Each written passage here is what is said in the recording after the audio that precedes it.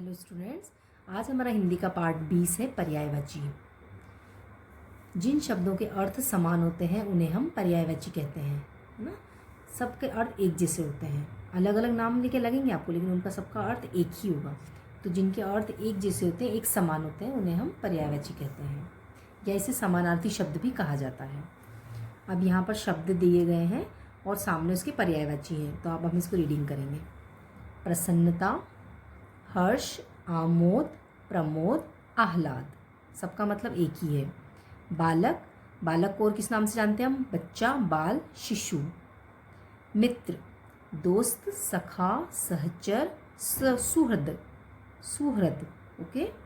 Next है मनुष्य, दानव, मनुज, नर, मानव, मनुज, नर। मनुष्य को हम इन सब नामों से जानते हैं। राजा, नृप, नरेश, भूप, भूपति। राजा को हम इन सब नामों से जानते हैं। देवता, सुर, देव, अमर, निर्जर। दानव, दैत्य, असुर, राक्षस और निशाचर, ये सब दानव के नाम हैं। सूर्य, रवि, दिनकर, भास्कर, आदित्य और दिनेश, ये सब सूर्य के नाम हैं। आकाश, अंबर, गगन, नभ, व्योम और अंतरिक्ष। पहाड़, पर्वत, शैल, अचल और भूधर, ये सब पहाड़ के नाम हैं। नदी, सरी, सरिता, तटिनी, तरंगिणी। उद्यान, उपवन, वाटिका और फुलवारी, ये सब हम उद्यान को बोलते हैं, बगीचा को बोलते हैं। इसका एक नाम और बगीचा भी कर सकते हैं हम। पेड़, वृक्ष, तरु, विटप, द्रुम। फूल, सुमन, कुसुम, पुष्प, प्रसून। कमल, कमल को और क्या बोलते हैं हम? पंकज, जलज, नीरज, सरोज।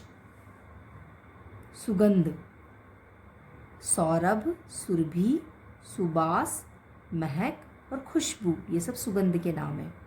घर, घर को क्या बोलेंगे हम? और भवन, सदन, निकेतन, ग्रह। इसमें आवास भी लिख सकते हैं हम। नया, नव, नवीन और नूतन। आग, पावक, अनल, अग्नि, वहनी और ज्वाला। हाथ, हस्त, भुजा, बाहु और पाणी, ये सब हाथ के नाम हैं। तो ये सब पर्यायवाची शब्द हैं, किसी में 3 दिए हुए हैं और किसी में 4 भी दिए हुए हैं। तो कम से कम 3 तो आपको लर्न करने ही हैं, इसको ध्यान रखेंगे आप, क्योंकि आपको आगे भी ये काम आने वाला है। तो इसमें से हर एक के आप 3 पर्यायवाची कम से कम याद करना है आप लोगों को। अब हम इसकी एक्सरसाइज देखेंगे। यहाँ पर मौखिक एक्सरसाइज है, उसमें प्रश्न 1 है, निम्नलिखित शब्दों के 2 पर्यायवाची शब्द बताइए। इसमें आपको 2 पर्यायवाची शब्द लिखने हैं। प्रसन्नता, तो इसमें हम क्या लिखेंगे? खुशी और हर्ष। कोई दूसरा नाम आपको आता है तो वो भी आप लिख सकते हो। राजा, राजा को बोलते हैं नृप और नरेश। आकाश, नभ, गगन। नया, नवीन और नूतन। प्रश्न 2, निम्नलिखित पर्यायवाची शब्दों का वाक्यों में प्रयोग कीजिए। इससे एक एक वाक्य बनाना है हमको। सूर्य, तो मैंने यहाँ बना रखा है सूर्य पूर्व दिशा में उगता है।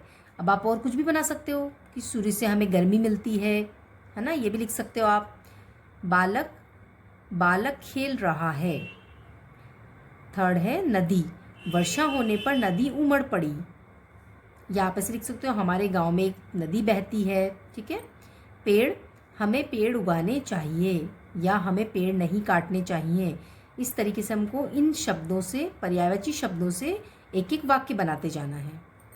लिखित प्रश्न है, इसमें भी हमको 2 पर्यायवाची शब्द लिखने सबके। पहला है सहचर, सखा, मित्र। मनुष्य, मानव और मनु। पुष्प, फूल, कुसुम। पहाड़, पर्वत और गिरी।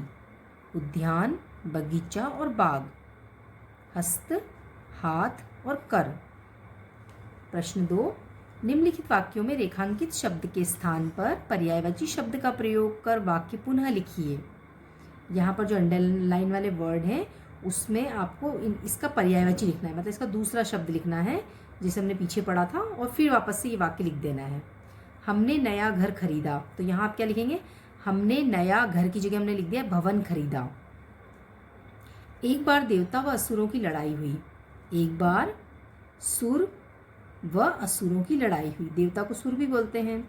सरोवर में सफ़ेद जलज खिले हुए हैं, तो सरोवर में सफ़ेद जलज की जगह पे मैंने लिख दिया है कमल खिले हुए हैं। आदित्य अनल का गोला कहलाता है, तो यहाँ लिखना है हमको आदित्य आग का गोला कहलाता है, अनल आग भी लिख सकते हैं। राजीव मेरा सहचर है, तो राजीव मेरा सहचर की जगह मित्र लिख दिया है मैंने, मित्र है, क्योंकि ये इसका पर्यायवाची है। तो ये पूरा पाठ अब आप अच्छे से अपनी बुक से पढ़ेंगे और एक्सरसाइज को भी रीडिंग करेंगे।